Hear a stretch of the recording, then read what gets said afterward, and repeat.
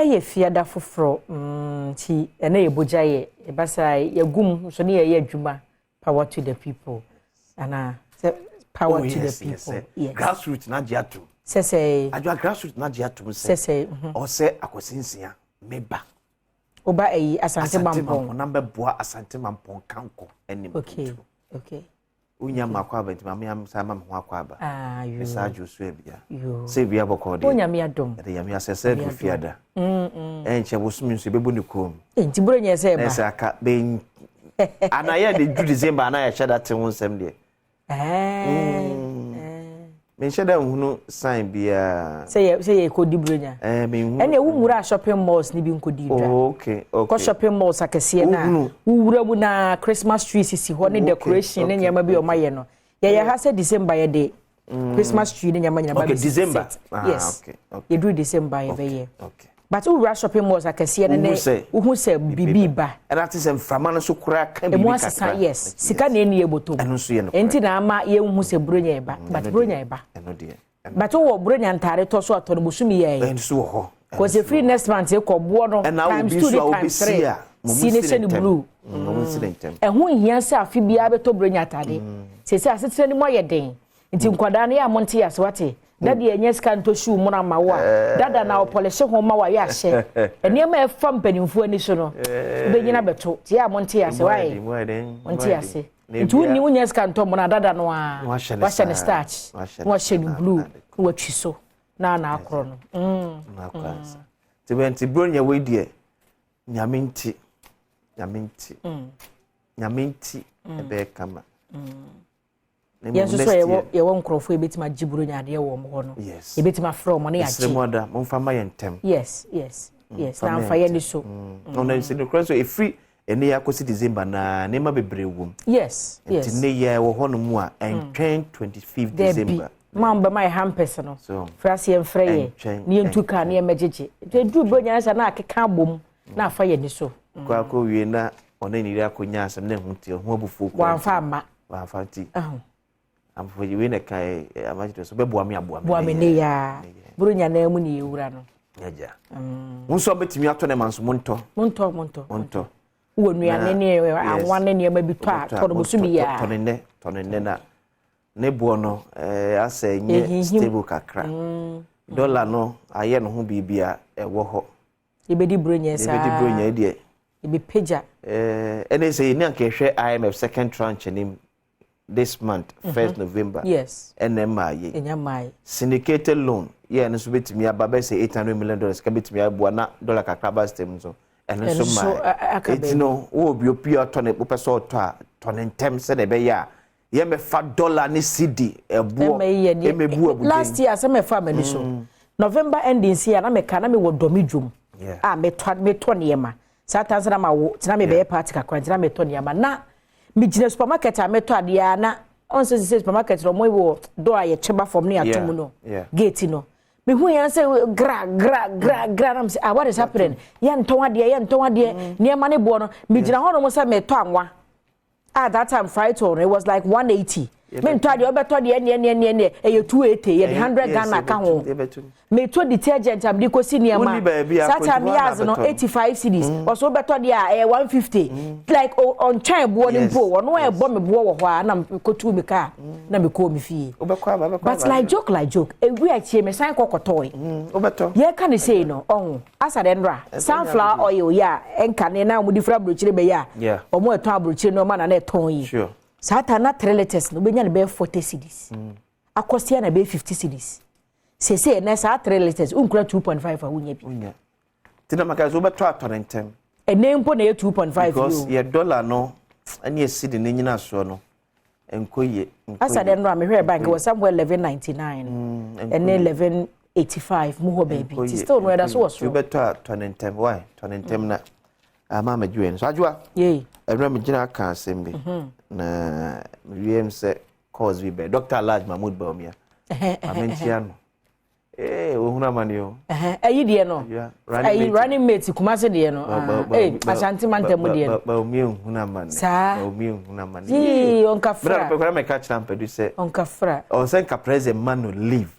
Nanko ohome. On quabrich because no num the phone. I your pressure and all. Ono na yire nko. I been been your course best 3B after. Ashanti dey. Ahemfo bi friend na ade ne ewo me say MPs no nyi omo nyina na emo homode eti se lobby ne dey power so na so omunya lobby eti u catch up say hwan hwan dey bo homode omodi ne enhwe I say so Dr. Baumia assess MP bia per the constituency and you say omo try say running mate be free omo region ho aba so must start the region e dey tell them amafo ni abrese teacher say free Ashanti region I no idea there's almost Dr. Baumia enye constituency based analysis of the MPs na omo di apop no okay enti no ye hwe o constituency a ni ahwe adwuma waye wo ho nom ni ehu se wo lobbying skills ni ehu se ampa se wo adwuma waye wo constituency kra na che sampa ye o mampani abedi akira obetimi ama bia so Ghana for so enenu adwe di mi sa be ba ma bi kwa ko Jonkuma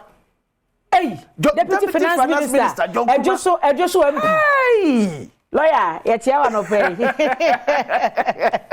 oh I'm a paddy pa one nice gentleman lawyer so ni EDPM share ejoso constituency Jonkuma so dia be piem den ono so agro so bo white was the boss so no the boss to so ono so dia be wo mu ho the boss na hu sem do ka so kan bebre okay so Jonkuma ono so dia PMB Jonkuma so dia be piem okay ama ese na hono so no ehuru manfo huru to di ma Jonkuma se Dr. Alhaji Mahmood Bawumia consider as running mate no na on say no ya analysis hwe say nkrofo a disappoint omo constituency yes na Jonkuma ne de say waye no mo say mampani abedechire on tenase no nya constituency based analysis of MPs no mo eba no omo modern mo wo constituency no modern mo so hwe kufa Jonkuma adwe so do Jonkuma ben waye ne abusa impact ben waye that is it nanu ade sa toilet ye man ntem ho no so good mo so bibi o twa foforo ahoma mo mu bi ofra no nje se wo badge so area ho ma se bibi eja ye nan de bebre ajo se na wo information na se free chem kwa akokwa amon kwan machine susu ayeye kwan no Jonkuma yes okay se me ka se me padi no ajo so de se me metechem on se ofufu mo so a no wawuram kwachem nti be mete constituency ni free constituency because me kwa bere ni enti minim honsem daily guide me pacho yenkwai ti Dr. Baumia de be ya tukwan onkwaje na home omra na chirajo Question trial not political agenda witness Baumia storms Ken's house no showdown Kennedy Airport with Dr. Mahmood Baumia 4 million Ghana cedis approved to clear Baumia ko ayi Ken ho yeah you get it ka storm say ka say obi a storm baby a asa de tag kuta ma no mo ko me yema hye out storms no so serious na wo ho yi so ba kwadi nkomo say anuafo okay so my in storms ti ama me yema hye me kakra 4 million Ghana cedis approved to clear Kolebu Teaching Hospital dialysis debt daily guide Ghanaian Times John Dramani Mahama Mfoni ewa flag bearer of the National Democratic Congress. Vice President Dr. Alhaji Mahmood Bawumia, flag bearer of the New Patriotic Party. John Alan Kojo Chirabaten, flag bearer of the Movement for Change. Election 2024 race for Jubilee House. JMV Alan spoil voters with choice. Minor jailed 50 years for robbing man of mobile phone. Government approved 4 million Ghana cedis to settle kidney treatment debt at Kolebu. Ghanaian Times. Daily Graphic. Dr. Matthew Opoku Prempe, a.k.a. Kofi Poku. Napo. 2 power packed to generate 750 megawatts. Energy Minister. ECG netco. Yes. Scammed, waiting in pain and in vain. WAEC releases BEC results over 22,000 candidates script under scrutiny. Hey. Justice Ankama did no wrong. Judicial Council, Daily Graphic, and so the end. AdomOnline.com, Cecilia Adapa files injunction against OSP, wants further confiscation of her properties stopped. Na say wa file injunction the tia special prosecutor. Say the special prosecutor akoswa e di sono to na japade so no. Onya sa akwanya no. Ebiem no nya kwan enjoy the properties. WAEC investigates suspected mass cheating over 22,000 candidates scripts under scrutiny. Said oni kan no. Ebi di aba. But addition for be over 22,000 and they so among scripts. WAEC hwem san so hu ne say omu nyina nya apo. Ti mass cheating. Sa asem ne de adwa. Oka ho asem a enye. Because no kro wo me say yenya se de sobo no bo adisua. Bon kwada no. No mo ne tro no mo ne set questions. And nyom so de KP exams. It is a WAEC aye incompetent. Na kwada na nya am protecting the property. Na se alikia. You deal with baby a ukoja awade. Me the papers ye ja anoch waba. Yes mo no. Me nko na menimu. Me be na se bia yira. No na me bisa no. Anya anoch waba na bisa no. Da bie nti betwa nkora papers musa da bie betwa paper na WAEC fa fom adi kwa. Na mo to no mo ton edi. Meanwhile mo na anya ehuna mane. 22,000. Even business people, so betimi amanova the way. How much more student? Kora wo twa. Tro ne twa na to aso de. So. Enti mo anya sa de ne dia. Da bia betwam sa. Richard ahia agbanso akasa. Kire se emabu na wala. Say so mo se nkomo aban nya asase ne mo na General Hospital no. No mo nsi ayare sabia nsan so mo kire mo. Na Richard so mo bi a mo ncha na vanko bemfufro.